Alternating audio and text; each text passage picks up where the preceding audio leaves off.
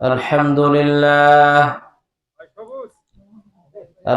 لله نحمده ونستعينه ونستغفره ونعوذ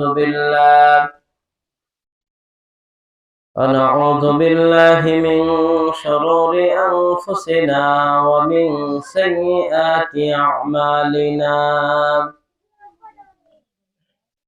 من يهده الله فلا مضل له ومن يضلله فلا هادي له،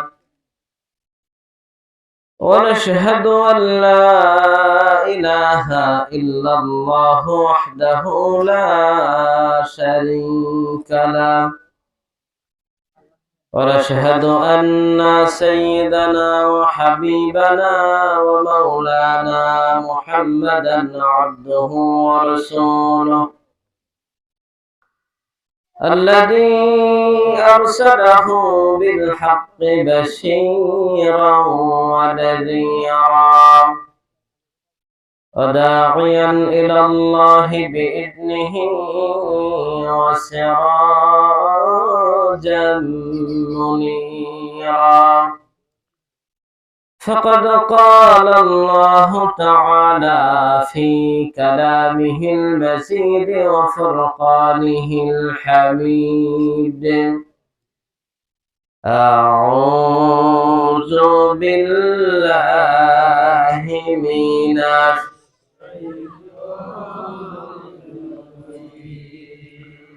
بسم الله الرحمن الرحيم. إن الله وملائكته يصلون على النبي يا أيها الذين آمنوا صلوا عليه وسلموا تسليما. اللهم صل على محمد وعلى آل محمد.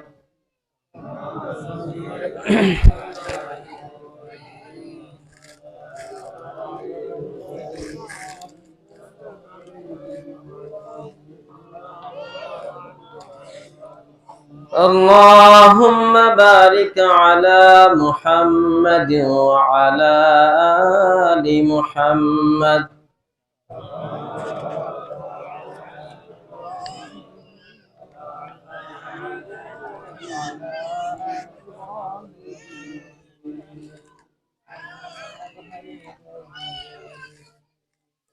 ভবানীপুর জনাব আইনুদ্দিন জামাতদার সাহেবের বাড়িতে আয়োজিত আজকের এই ইসলামী জালসার সম্মানিত সভাপতি, আপনাদের অত্র অঞ্চলের সম্মানিত ব্যক্তিত্ব, আপনাদের সম্মানিত ইমাম, কি নাম ভাই? জনাব মাওলানা আবু রায়হান সাহেব, সামনে বসা অত্র অঞ্চলের সম্মানিত মুরব্বিয়ানে কেরাম। যুবকদের বলে আর লাভ নাই, কারণ সংখ্যায় যারা আছে অধিকাংশ মুরব্বী। এলাকায় যুবক যা আছে সব কবরস্থানে নাকি।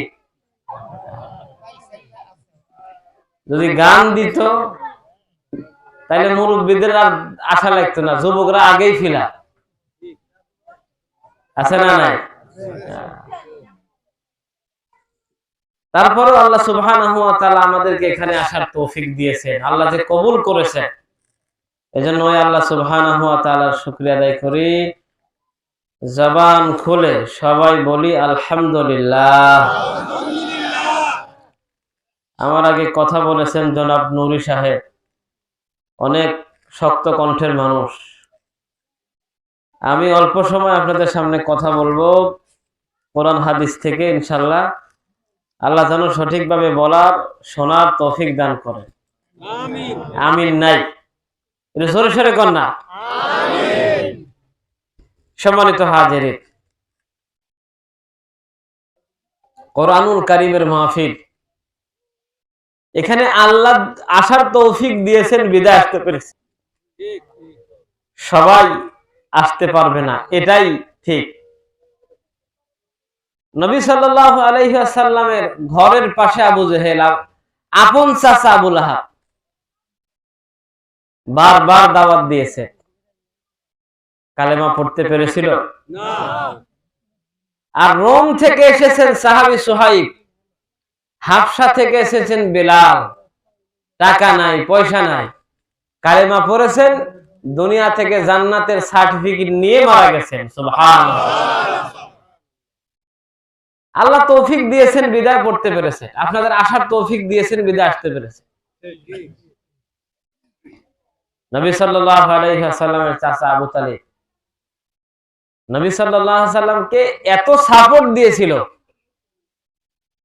আবু তালেব যতদিন বেঁচে ছিল নবীর গায়ে কেউ হাত দিতে সাহস পায়নি। আবু তালেব বলেছিল, ভাতিজা তুমি তোমার কাজ চালিয়ে যাও, তুমি তোমার কাজ চালিয়ে যাও। আবু তালেব কি বলেছিল, একটা কবিতা বলেছিল, আমি আপনাদেরকে 2 লাইন শোনাই। বলেছিল, ইন্না ইবনা আখিক কাদ সাব্বা আলিহাতানা। আবু তালেব বলেছিল যে মুহাম্মদ সাল্লাল্লাহু আলাইহি ওয়াসাল্লামকে বলেছিল যে ভাতিজা তুমি তোমার কাজ চালিয়ে যাও, আল্লাহি লা ইয়াসিলু ইলাইকা বিজামইহিম হাত্তা ওয়াসাদা ফিত তুরাবে দাফিনা। বলছিল যে মুহাম্মদ তুমি তোমার দাওয়াতি কাজ চালিয়ে যাও, আল্লাহর কসম মক্কার সব মানুষরা সম্মিলিতভাবে যদি তোমার কাছে আসে, আর আমি যদি জীবিত থাকি, আমি যদি কবরে না যাই, তাহলে আমি তাদেরকে প্রতিহত করব। সুবহানাল্লাহ। সেই আবু তালেব যখন মারা যায়, আল্লাহর নবীর কাছে খবর পৌঁছে গেল, গো নবী আপনার চাচাতো মৃত্যু অবস্থায় এখনই মারা যাবে। রাসূল দৌড়ায় চলে গেলেন।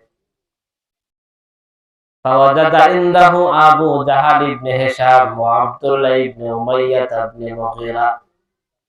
গিয়ে দেখে চাচার পাশে 2 জন কাট্টা কাফের বসা। একজন হলো আবু জেহেল, চেনেন নাকি? কথা কয় না, চেনেন না? আচ্ছা, নাম এমন ভাবে আমরা শুনছি মনে হয় দেখতেছি, কথা বলেন। আচ্ছা, মনে করেন এখন যদি এই যে আপনাদের বাহির বাড়ি আবু জেহেলকে পাওয়া যায়, কি অবস্থা? আপনারা কি শুনবেন যে হুজুর ওয়াজ পড়ার আগে সাইজ করে নেন? আল্লাহ নবী পাশে যে কাছে গিয়ে দেখেন চাচা আবু তালেবের পাশে আবু জেহেল বসা।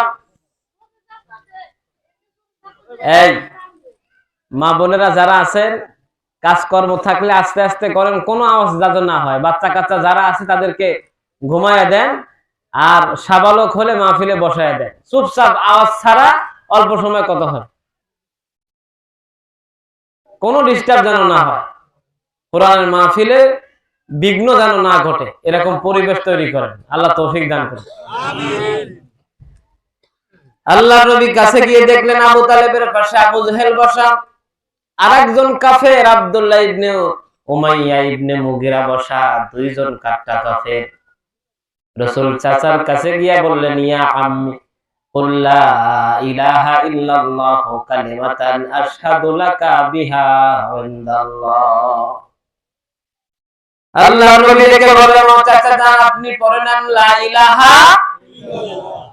ও চাচা আপনি যদি এতটুকুন কথা বলেন, আমি মুহাম্মদুর রাসূলুল্লাহ বলতেছি আশহাদু লাকা বিহা ইনদাল্লাহ, এতটুকুন কথা বললে কিয়ামতের দিন ওই হাসরের ময়দানে আমি মুহাম্মদ আল্লাহর কাছে আপনার ব্যাপারে সাক্ষী দেব। শুধু এতটুকুন বলেন, লা ইলাহা ইল্লাল্লাহ, এতটুকুন বলেন। আবু তালেব কালেমা পড়বে ভাব, এমন সময় পাশে বসা আবু জেহেল কয়, ইয়া আবা তালেব আতারগাবু আন মিল্লাতি আব্দুল মুত্তালিব। ও আবু তালেব তুমি কি তোমার বাবা আব্দুল মুত্তালিবের মিল্লাত থেকে, তার ধর্ম থেকে কি তুমি ধর্ম ত্যাগ করে গিয়ে মরতে চাও নাকি? রাসূল বললেন, চাচা কালেমা পড়েন। আবু জেহেল কয় পড়ো না। রাসূল বললেন পড়ো। আবু জেহেল কয় পড়ো না। রাসূল বললেন পড়ো। আবু জেহেল কয় পড়ো না। অনেকক্ষণ ঠেলাঠেলি চলতে থাকলো। এরপরে আবু জেহেল কালেমা না পড়েই মারা গেল। রাসূলুল্লাহ কাঁদতে কাঁদতে আবু জেহেলের পাশ থেকে উঠে আসলেন। আবু জেহেলকে মাটি দেয়, আবু তালেবকে মাটি দেওয়া হলো। সাহাবায়ে কেরাম ধরলেন, ইয়া রাসূলুল্লাহ, আপনার এই চাচা তো আপনার জন্য জীবনে কম করে নাই। আপনি নবুয়তি দাওয়াত দেওয়া থেকে শুরু করে নিয়ে যতদিন বেঁচে ছিল আপনাকে শেল্টার দিয়েছে, কাফেরদের মার থেকে আপনাকে সেভ করেছে, আপনাকে কত হেফাজত করেছে। ও রাসূল, আপনার চাচা যে এত আপনাকে মহব্বত করলো, আপনি আপনার চাচার জন্য কি করেছেন? রাসূল বলেন, আমি আমার চাচার জন্য আল্লাহর কাছে ক্ষমা চেয়েছিলাম, কিন্তু আল্লাহ আমার চাচাকে ক্ষমা করে নাই। কিন্তু আমাকে মহব্বত করার কারণে, আমাকে ভালোবাসার কারণে আল্লাহ আমার চাচার শাস্তিকে কমায়া দিয়েছে। সুবহানাল্লাহ।